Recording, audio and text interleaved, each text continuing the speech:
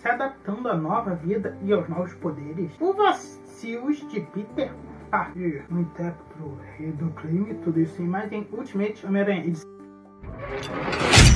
Nerd Clover. Eu tô aqui pra cumprir aquela promessa que eu fiz pra vocês, pra deixar uma playlist na ordem certinho. Primeiro, segundo, terceiro, quarto, quinto, pra não ficar uma bagunça pra vocês. Então, vamos lá. Essa edição começa com uma página incrível do Peter se balançando. Era o jornal que a May e o Richard, os filhos do Peter, estão vendo. E a May pergunta se é real, o Richard disse que não, falando que no mundo atual, o que é uma verdade, é muito fácil criar imagens falsas com Photoshop, CGI. Atualmente dá pra você clonar a voz de uma pessoa. E a May ainda acha que é real e ela tenta chamar o pai pra ajudar ela, só que o Peter diz: olha, você acreditava em unicórnios? Ela diz: unicórnios são reais. E o Peter pergunta pra ela por que ela tá tão incomodada. Porque ela tem medo. E isso mexe com o Peter porque é literalmente a filha dele com medo dele. E ele tenta apaziguar falando: então provavelmente não é real, escuta o Richard. E a Mary Jane chega e ela fala sobre isso, diz que eu vou ter que trabalhar, a babá vai cuidar de vocês. Então o Peter também vai ter que fazer coisas, só que antes da Mary Jane sair, ela pergunta: Peter, você tá malhando? Ele diz: talvez. Eu quero dar um adendo aqui, cara, como era bom essa arte. Eu soube que o artista que já estava fazendo isso aqui estava trabalhando na edição 6. Deve ser uma edição bem importante para precisar dele trocar.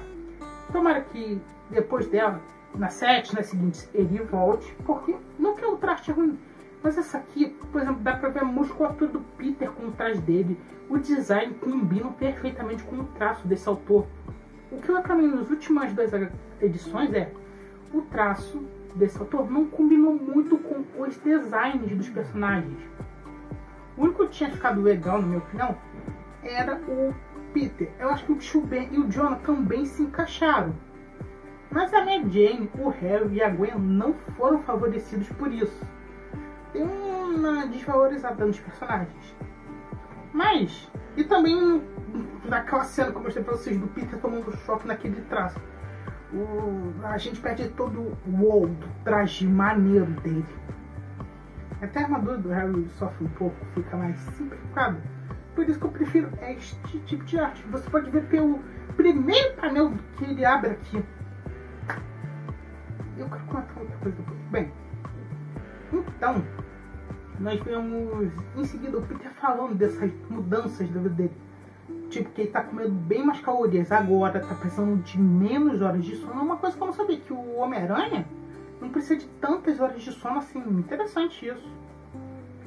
E que agora ele tá grudando e por falta de espaço melhor do próprio Peter, ele está grudento. Ele levanta um ônibus com muita facilidade. E ele vai nos quadros. Ele vai listando as mudanças. A força física dele tá enorme. E olha que essa nem é um feito gigantesco do Homem-Aranha de força, porque eu soube que a versão original, a versão do 616, consegue ter feitos de força absurdos.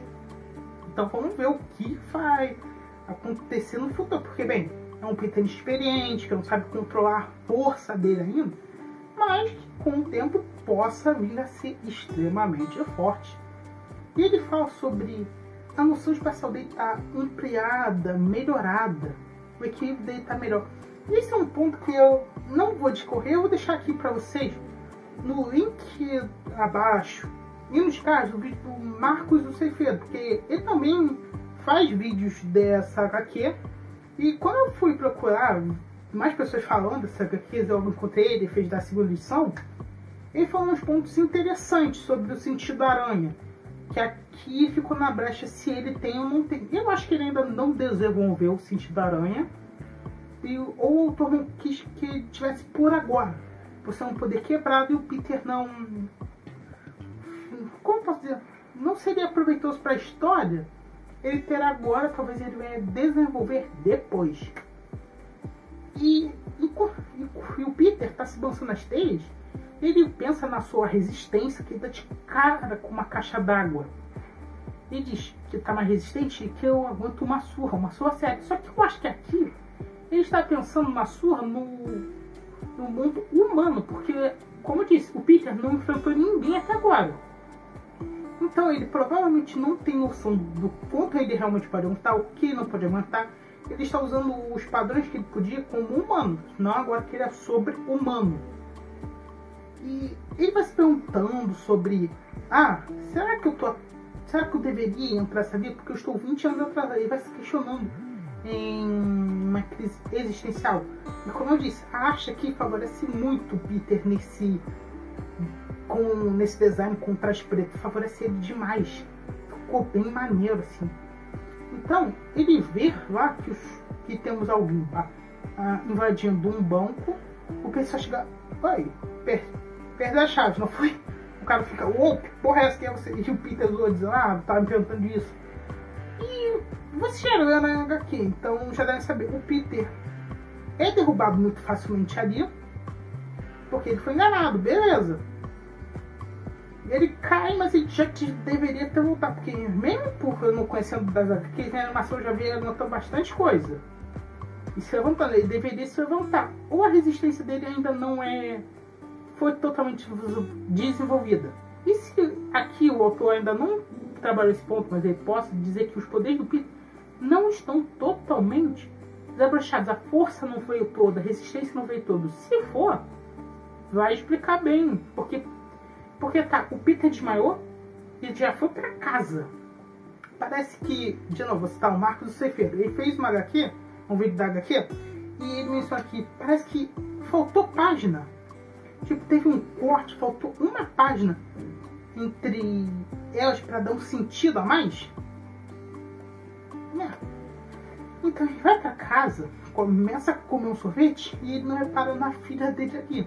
Ela fica com medo, quase chora. Eles mostram pra ela, revela a identidade dele, quem ele é, conversa. Foi uma cena fofa, engraçada, por ele tá fedendo, ó, ele pensando que ela tá chorando, dizendo: tá fedendo.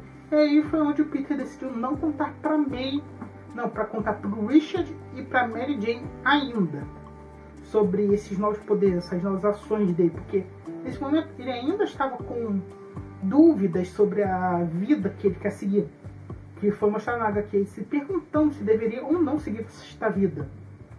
Então temos uma cena da dupla maravilha numa sauna, John e Ben.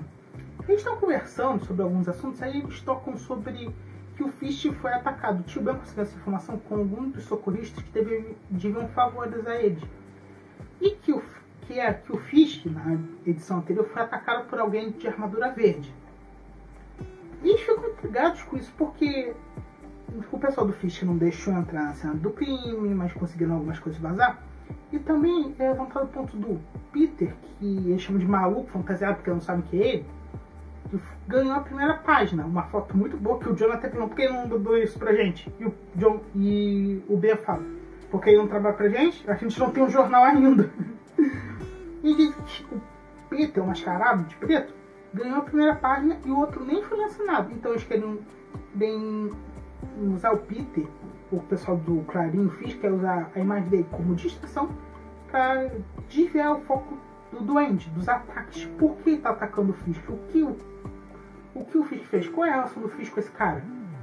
Isso que o Fisk não quer que veja. E o John e o Ben estão se perguntando. Eles pensam: um é uma distração, o outro é uma história. E eles falam sobre... O Jameson fala: meu caro amigo Ben, você está se perguntando se o dinheiro sujo vai deixar de fazer uma matéria falando do dinheiro sujo que publica o jornal. Porque ele fala isso porque o Ben tinha perguntado se acha que vão lançar alguma história sobre esse cara. E o James diz isso e ele fala que não ouviu nada. Ele tá falando de censura. Então eles saem, começam a planejar um novo jornal, nome, essas coisas. Então, passamos para o Fisk conversando com o Sr. Britânia.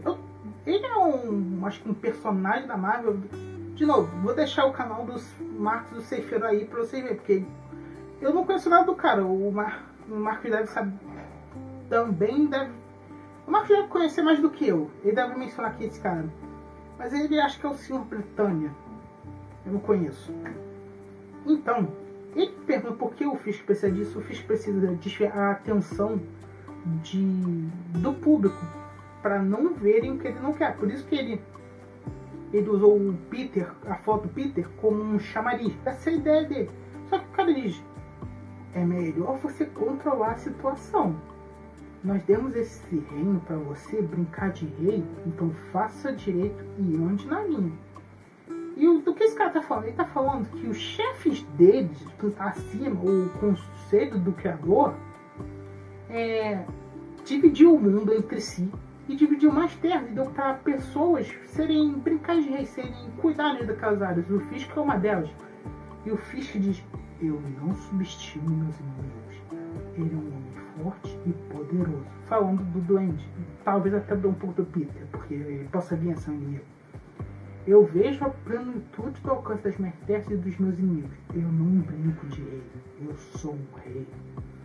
E vamos ser sinceros, quem é que acha que o Fisk, de algum jeito, uma manipulação, vai subir em posições e indo para a posição de membro do conselho, aumentando sua importância? Porque eu acho que ele não vai querer ficar servo de ninguém. Eu acho que ele vai querer subir na hierarquia de importância logo. E ele até tinha apontado para o mercenário, dizendo que foram dados grandes recursos. Aponta para ele. E já sabemos quão grande e quão bom um mercenário é. Só que ele diz grandes recursos. Será que ele tem mais coisas, mais gente além do mercenário? Se for, o cara que o Fisk está escondendo. Então, passamos para mais uma patrulha do Peter, que ele tá lá conversando com a Mary Jane, falando: pode dormir, avisando dormir, que é isso, com as crianças perturbando ali. Ele vê o banco, o Shock tá roubando ele de novo, só que ele não tinha conseguido porque o Peter meio que impediu ele, mas ele vai lá, o Shock tenta atacar o Peter e desvia, e com um soco já derrubou o Shocker. É já esperado. O Shocker ainda tem uma tecnologia poderosa, mas ainda é um humano normal. Isso deve ter doído bastante. E de novo faz aquele truquezinho e de novo derrota o Peter. O Peter agora deveria ter vencido. Eles podiam ter feito assim, como o próprio Norte falou. Tá, o cara faz o treino dele, tenta enganar o Peter desvia e nocauteia o cara. Porque o Peter aqui tem todas as vantagens. Já começou se jogando o TN no cara pra danificar a visão e deu um soco que fez o cara. Acho que foi pra mim os delos. Tá me entendendo? E daí o Peter ficou nocauteado e o Shocker foge. Vemos o Duende Verde. E já sabemos como isso termina pela edição anterior. Só que aí, voltamos pra casa, o Peter se perguntando: eu realmente fui feito pra isso? Eu tenho um cacife pra isso? E viu o desenho da Ben nas cores dele. Então já veio da onde o Peter começou a montar o traje dele na edição 3. Bem, foi uma edição muito boa. Eu espero que a sexta seja incrível. Vamos ver o que vai vir nos próximos capítulos. Bem, esse foi o vídeo. Espero que tenham gostado. Até a próxima.